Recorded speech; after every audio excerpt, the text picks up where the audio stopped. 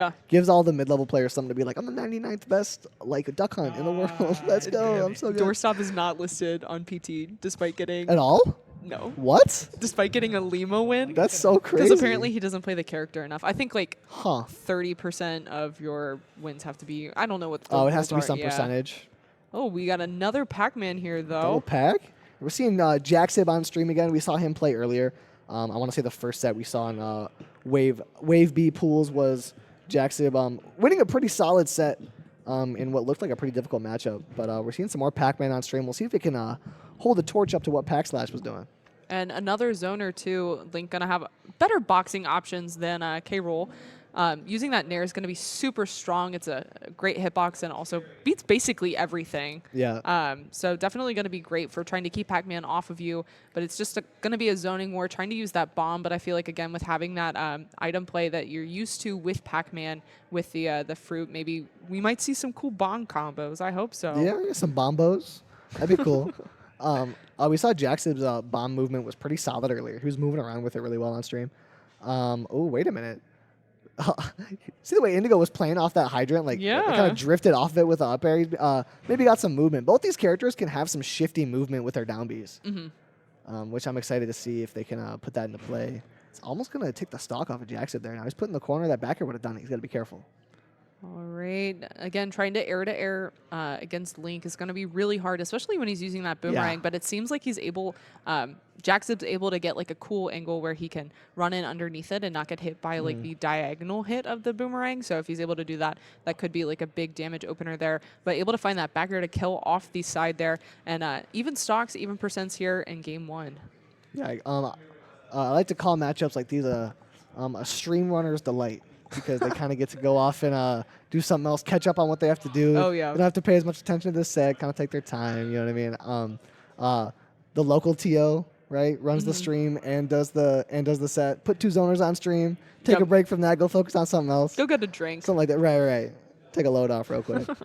Let's think about these sets, though, is that they're so precise. And when it really gets down to it, these sets often have some of the most tense endings, right? People always talk about how, like oh, it's so boring in the middle, but really, though, if you focus on these zoner matchups, when the stress of the past 40 minutes of one set starts to build up, and like all of the weight of what has just happened is bearing down on you, that's when the games get really intense and really fun to watch. Ooh. So I will never be upset about a little bit of a slower matchup, especially when you have F smashes being ripped like that. And I also think, like, especially both of these characters, like, yes, they're throwing out a lot of moves, but a lot of these moves are, like, opportunities that they're looking for. Like, if you get hit with a boomerang from Link, he's not going to be like, oh, okay, cool. I got my nice boomerang one-hit hit. boomerang. Okay, back to the other side of the stage. Like, he's looking for a confirm off of that. And so, like, it's waiting for these opportunities where they're able to get these big combos, where they're able to get that big damage. And so it's kind of waiting for those situations to arise, even if it is a lot of, like, it seems like it's just throwing out moves in the meantime. Nice forward air. And you can kind of think of these characters projectiles the same way you would think of like a Pyro and Mithra dashing in and out. Yeah. Right? It like has the same effect where you're trying to force your opponent to pick an option and catch them slipping with one thing. And a Pac-Man projectile is going to do the same thing as that Pithra dash in and out. Because you're not just going to dash in and do nothing if your opponent messes up. You're going to punish them for it. It's just the projectiles rack up a little bit of damage in the process. I definitely think of it as like a freeway and you're shutting down lanes on the freeway. You're like, okay, the hydrant's here, so you're not able to go on this lane. You have to go this lane instead. And so it makes it a lot easier for like Pac-Man or Link to handle approaches from the other opponent because you're able to kind of control at the angle in which they're coming.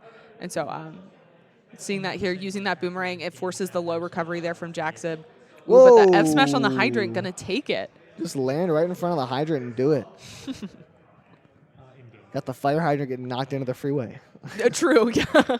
Off of BBBeans. I just realized how funny his tag was. It like showed up at the very end. That was so funny. Yeah, that was a pretty precise play, but in the end, I don't know which tag it was. It switched twice, but the Pac-Man player was able to take it. Shout out David in the background. That's my guy David. He's gone now. And scrubbed out. That man right there. Goat. That man in the Pokemon shirt. I think. Is that a Pokemon shirt? I can't tell. Yeah. It's a side up. Yes. Yeah, that man of the hour today. Putting in work for the stream. I like this camera angle. Yeah. Where you see one up close and the other guy in the background. It's kind of dope. It's kind of. And they're kind of purple too. Yeah. Kind of cinematic with the lighting and the framing. I love tournaments that have like the big like cinematic productions yeah. and walkouts and like fog machines and stuff. Shout outs to Jeff on production, by the way. Yeah, shout out Always Jeff on great. production. What a guy. Oh yeah, giving us the rock hands. We love Jeff on production. Okay, so apologies. BBBeans is the Okay. the Pac-Man. Beans. I'm gonna have so much fun with that. All right, moving into game 2. Beans is fresh off a hot win. Forward air into the tech scenario. Wait a minute. But Beans is putting on move with a different kind of food. The strawberries putting on damage. 48% now. All right. Yeah, that fair working out really well for him. Able to get that read on the roll in. Wait a minute. With the F smash. Okay. Man, his tag being up there just gave him a power up or something. He's just like moving right finally now. the commentators got it right. Yeah, let's go. He actually charged up. He did like 100% in 30 seconds. Yeah, with Beans with a real strong multiple start. reads on that roll in. Yeah, Jaxib consistently rolling in, and maybe it's like that. Okay, if I do it 4 times, you won't read it the 4th time. But you have to be super careful, especially at these kill percents, because Pac-Man F smash is going to be great for those tech chases. It's like, when does the no mix-up trend the line into being a bad habit? You know? All right. Man, that hydrant just might have killed with the way it bounced at 130%. No, it's super strong, too. It was the Anvil before Steve Anvil. Yeah, true. Jaxib has to be real careful here. 150%.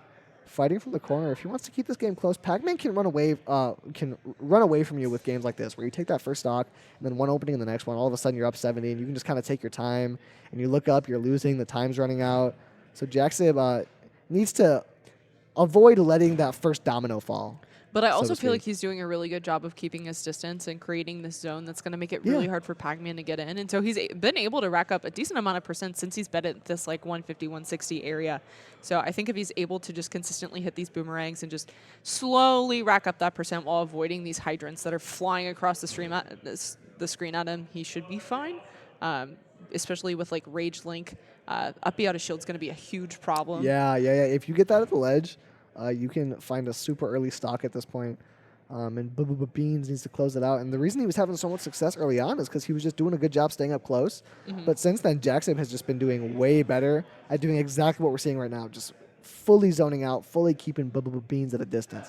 All right, but yeah, there's that back throw. It looked like that was a scramble situation where that up B might have come into play, but Beans did a great job of spacing on the shield, avoiding that up B. There's that roll in again, though, and that could be a problem at higher percents. Only at 7 now, so I don't think it's going to be a huge deal.